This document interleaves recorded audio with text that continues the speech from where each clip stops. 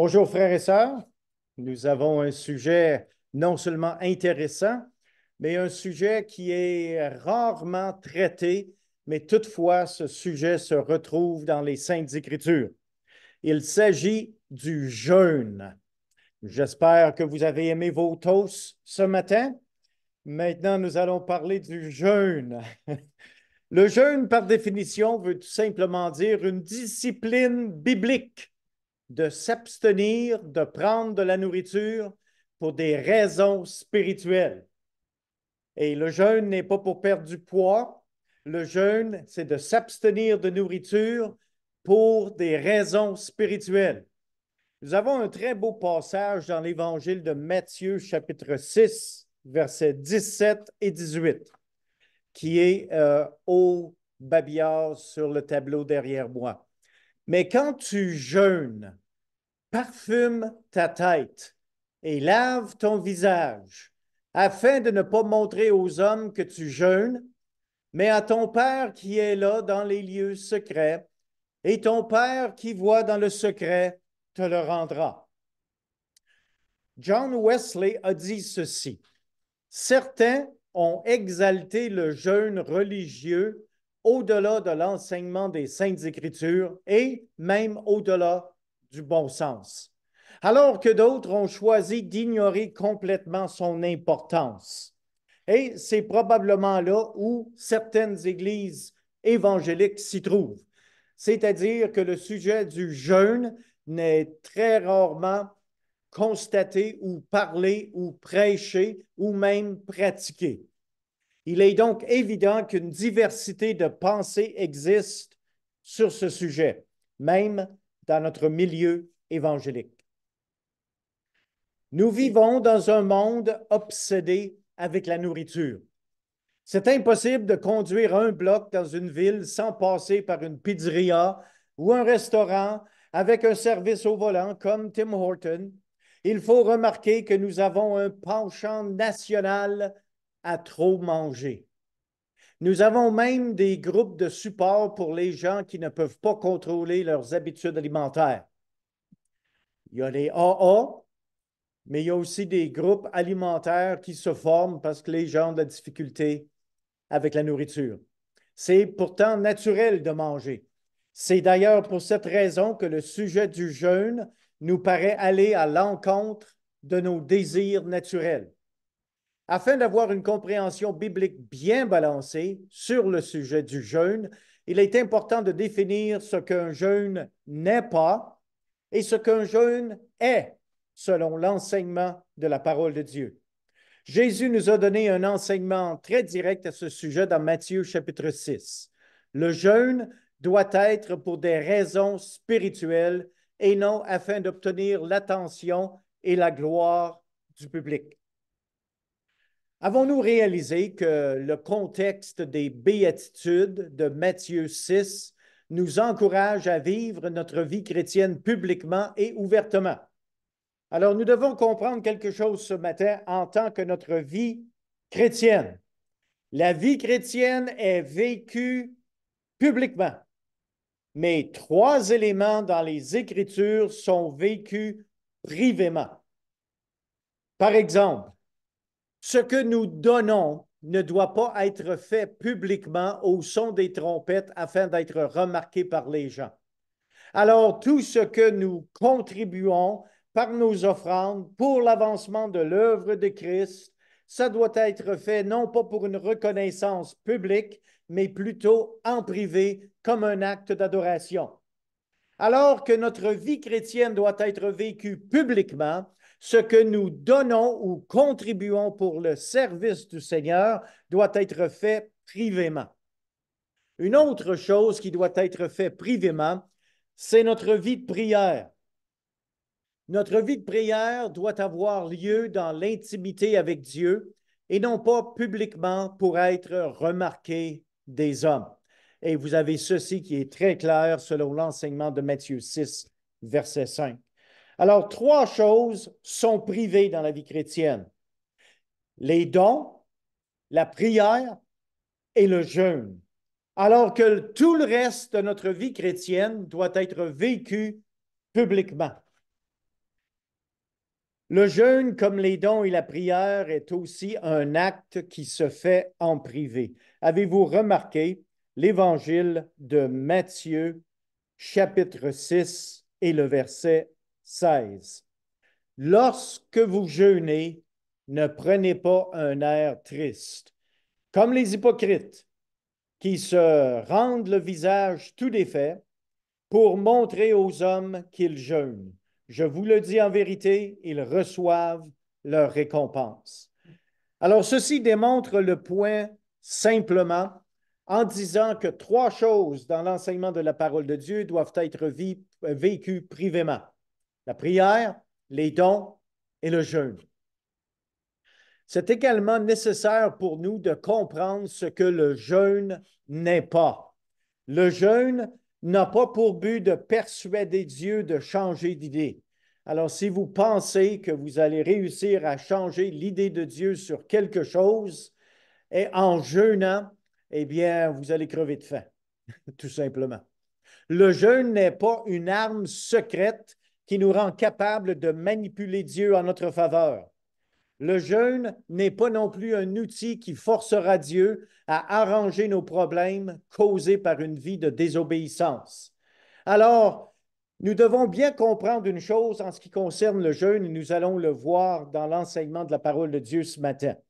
Lorsque quelqu'un jeûne, ça doit aller d'une manière parallèle à sa vie d'obéissance envers l'enseignement de la parole de Dieu.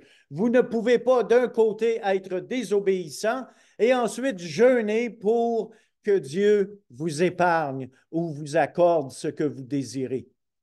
Alors, le jeûne ne vous rendra pas plus acceptable aux yeux de Dieu. Ce n'est pas parce que vous jeûnez que vous avez une meilleure place dans le cœur de Dieu. Seulement une vie d'obéissance peut accomplir ce but. L'action de jeûner n'a jamais été commandée dans les Écritures, contrairement aux dons et à la prière. Avez-vous remarqué ceci?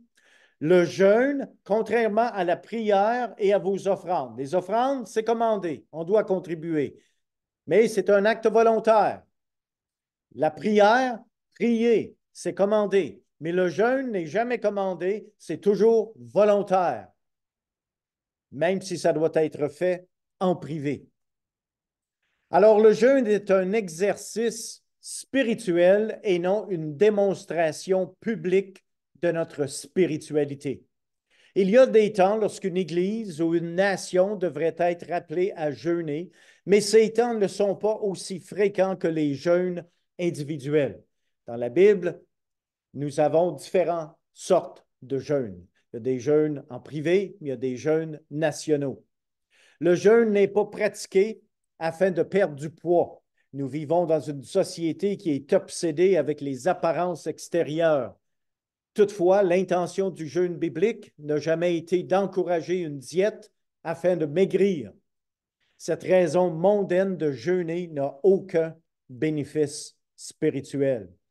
Nous ne devons pas jeûner pour impressionner Dieu ou le convaincre que nous sommes sincères et justes. Ceci vient avec une vie d'obéissance. Alors maintenant, c'est quoi un jeûne biblique? Le jeûne biblique nous prépare pour l'appel que Dieu nous a donné. Le jeûne nous met dans une attitude de conformité à l'appel de Dieu dans notre vie. Le jeûne, accompagné par la prière, nous permet de nous détacher des impacts négatifs du monde et nous permet d'entendre sans interférence la direction que Dieu veut nous communiquer. Alors ça, c'est l'intention primaire du jeûne selon l'enseignement de la parole de Dieu. Remarquez Actes chapitre 13, verset 2. Pendant qu'il servait le Seigneur dans le ministère et qu'il jeûnait. Alors les deux sont dans la balance. Service à Dieu et jeûner pour sa direction. C'est là que le Saint-Esprit a dit, mettez-moi à part Barnabas et Saul pour l'œuvre à laquelle je les ai appelés. C'est important que quand vous cherchez la direction de Dieu pour quelque chose dans votre vie et que votre vie, vous vivez une vie d'obéissance avec Dieu, eh bien, additionnez le jeûne à votre vie de prière afin de pouvoir découvrir avec certitude la direction que Dieu veut vous donner. Le jeûne biblique nous purifie. Le jeûne est un moyen de nettoyage pour le corps physique en le débarrassant d'impuretés. Et même si nous essayons d'éviter l'impact de vivre dans le monde, l'influence de celui-ci est évidente. Nos âmes, comme nos corps, ont besoin d'un nettoyage qui doit être fait. Le jeûne, en plus, nous équipe pour la guerre contre le péché et le malin. Ce que le Seigneur a démontré dans le livre d'Ésaïe 58 au verset 5, le Seigneur a dit ceci: « Est-ce là le jeûne auquel je prends plaisir, un jour où l'homme humilie son âme, courber la tête comme un jonc et se coucher sur le sac et la cendre? Est-ce là ce que tu appelleras un jeûne, un jour agréable à l'Éternel? Voici le jeûne auquel je prends plaisir. Détache les chaînes de la méchanceté, dénoue les liens de la servitude, renvoie libres les opprimés, et que l'on rompe toute espèce de joug. Partage ton pain avec celui qui a faim, et fais entrer dans ta maison les malheureux sans asile. Si tu vois un homme nu, couvre-le, et ne te détourne pas de ton semblable. » Alors, si vous voulez voir comment Dieu regarde un individu qui jeûne, vous ne pouvez pas d'une main jeûner pour avoir l'attention de Dieu et de l'autre main être désobéissant à ce que Dieu vous demande de faire dans la vie chrétienne. L'obéissance vient en premier, le jeûne vient ensuite et suit l'obéissance. Pour qu'un jeûne soit efficace, l'obéissance doit être présente. Quand Satan gagne du terrain dans notre vie, nous essayons toutes sortes de choses à l'exception du jeûne bien arrosé par la prière. Il y a une situation qui s'est développée dans les évangiles et nous lisons cette petite histoire dans Matthieu 17, verset 15. Il est dit: « Seigneur, aie pitié de mon fils qui est lunatique et qui souffre cruellement. Il tombe souvent dans le feu et souvent dans l'eau. Je l'ai amené à tes disciples et ils n'ont pas pu le guérir. » « Race incrédule et perverse, répondit Jésus, jusqu'à quand serai-je avec vous? Jusqu'à quand vous supporterai-je? Amenez-le-moi ici. » Jésus parla sévèrement au démon qui sortit de lui et l'enfant fut guéri à l'heure même. Alors les disciples s'approchèrent de Jésus et lui dirent en particulier: « Pourquoi n'avons-nous pu chasser ce démon? » Alors, une chose qui est intéressante ici, les disciples avaient le pouvoir de chasser les démons, mais pour une raison ou pour une autre, ce démon en particulier n'obéissait pas à l'autorité des apôtres. Et Jésus répond à ses disciples en disant: « C'est à cause de votre incrédulité, leur dit Jésus. Je vous le dis en vérité, si vous aviez de la foi comme un grain de sénévé, vous diriez à cette montagne: transporte-toi d'ici là, et elle se transportait. Rien ne vous serait impossible. Mais cette sorte de démon ne sort que par la prière et par le jeûne. Le jeûne, c'est un mode de spiritualité qui nous rend complètement en tune, si on veut le dire ainsi, en ligne directe avec le Dieu Père Tout-Puissant. C'est le pouvoir du jeûne qui nous sépare des connexions mondaines qui pourraient nous influencer, la prière et le jeûne. Ésaïe chapitre 5, verset 18. « Malheur à ceux qui tirent l'iniquité avec les cordes du vice et le péché comme avec les traits d'un char. » Alors, même dans l'Ancien Testament, les gens pratiquaient le jeûne individuel, mais leur vie ne reflétait pas une vie d'obéissance. Alors, pour ceux qui désirent jeûner pour une raison quelconque, une vie d'obéissance doit premièrement être efficace dans la vie de ce chrétien. Matthieu 4, Jésus jeûna pendant 40 jours et 40 nuits après avoir été choisi par Dieu et avant de commencer son ministère et de choisir ses disciples. Jésus jeûna pendant 40 jours et 40 nuits, non pas pour se rendre plus facile à être tenté par Satan, mais pour s'assurer de sa victoire sur le malin. Alors, c'était ça le but de ce jeûne. Le jeûne est essentiel dans les situations sans espoir. Vous pouvez lire l'histoire de Néhémie, chapitre 1er, verset 4. Dans une situation de désespoir total, Néhémie a prié et jeûné afin que le cœur du roi s'attendrisse et que le décret royal contre la reconstruction des murs de Jérusalem soit changé. Alors encore là, le jeûne a été utilisé pour une direction dans la vie du peuple d'Israël. Le jeûne est indispensable dans une situation de crise nationale. Nous avons quelques passages des Saintes Écritures lorsqu'il s'agit d'une nation. Dans 2 Chroniques, chapitre 20, Josaphat, le roi, jeûna et chercha la face de l'Éternel au lieu de manger et d'aller à la guerre. Et ça, c'est une situation assez intéressante. Josaphat aurait pu se remplir de force physique, aller à la guerre contre un peuple ennemi, mais au lieu de faire ceci, il a décidé de jeûner et de chercher la direction de Dieu, et par conséquent, Dieu lui a accordé la victoire.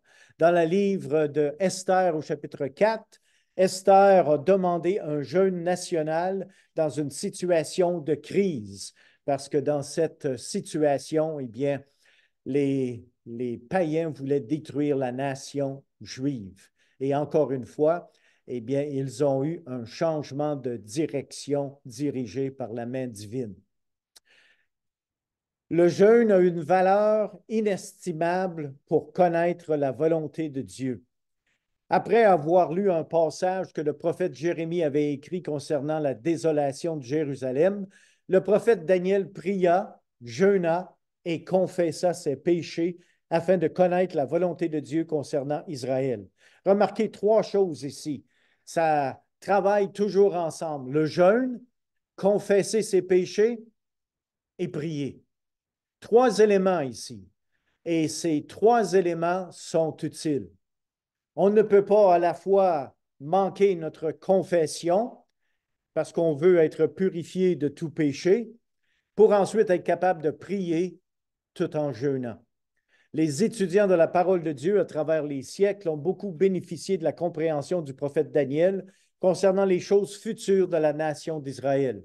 Et dans Daniel 9.3, il nous est dit « Je tournais ma face vers le Seigneur Dieu afin de recourir à la prière et aux supplications en jeûnant et en prenant le sac et la cendre. » Quel bel exemple nous avons ici de Daniel qui cherchait une meilleure compréhension de la direction de Dieu dans sa vie en ce qui concerne les choses futures. Il y a différentes sortes de jeûnes dans la parole de Dieu. Il y a le jeûne normal. Le jeûne normal inclut l'abstinence de toute nourriture, mais non l'abstinence d'eau. Dans Matthieu 4.2, illustre ce passage d'un jeûne normal. Après avoir jeûné 40 jours et 40 nuits, il eut faim, en parlant de Jésus. La Bible ne dit rien concernant la soif de Jésus. Médicalement parlant, ceci est plein de bon sens, parce que le corps humain ne peut pas survivre plus de 3 jours sans boire. Le jeûne biblique le plus commun est l'abstinence de nourriture seulement. Mais nous avons aussi, dans la parole de Dieu, le jeûne partiel. Le jeûne partiel se limite à une diminution de nourriture et d'eau. Ce genre de jeûne est illustré dans Daniel chapitre 1er, verset 12, lorsque Daniel a demandé une certaine diète de légumes et d'eau. Alors, c'était une forme ici, de jeûne. Il y a le jeûne absolu, qui est l'abstinence totale de nourriture et d'eau pour une courte période de temps, jusqu'à 3 jours habituellement. Ce genre de jeûne est illustré dans Esdras, chapitre 10, verset 6, ainsi que Esther, chapitre 4, verset 16. Et c'était un jeûne national. Jésus fait référence au jeûne privé dans Matthieu 6, verset 16 à 18, que nous avons lu tout à l'heure. Jésus exige que tout jeûne individuel soit fait en secret et non publiquement comme les pharisiens. Le jeûne biblique doit être motivé par le désir d'avoir une communion plus intense avec Dieu plutôt que d'être motivé par l'attention publique. Le jeûne d'une assemblée ou d'un groupe de gens était aussi pratiqué à l'occasion. Nous avons certaines références comme dans Joël chapitre 2 ainsi que Joël chapitre 1 verset 14. Lorsqu'il est dit, par exemple, « Sonnez de la trompette en Sion », publiez un jeûne, une convocation solennelle, assemblez le peuple, formez une sainte réunion, assemblez les vieillards, assemblez les enfants, même les nourrissons à la mamelle, que l'époux sorte de sa demeure et l'épouse de sa chambre. Hey, ça, là, ça, c'est tout un jeûne, hein? Tout un jeûne national. Un jeûne pour une communauté peut être convoqué afin de bénéficier la communauté. Une telle convocation est appelée une convocation solennelle. L'assemblée qui se réunit pour jeûner est appelée une sainte réunion dans ce texte.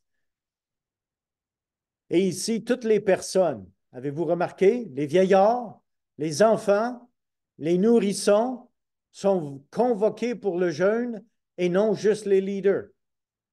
Alors ça, c'est une chose que je trouve quand même très intéressante. Un jeûne d'assemblée est tellement important que même le jeune couple en lune de miel doit interrompre sa lune de miel afin d'être impliqué dans le jeûne. Je dois admettre, en toute sincérité, que de jeûner à la lune de miel, hey boy, ça leur a été tout un sacrifice.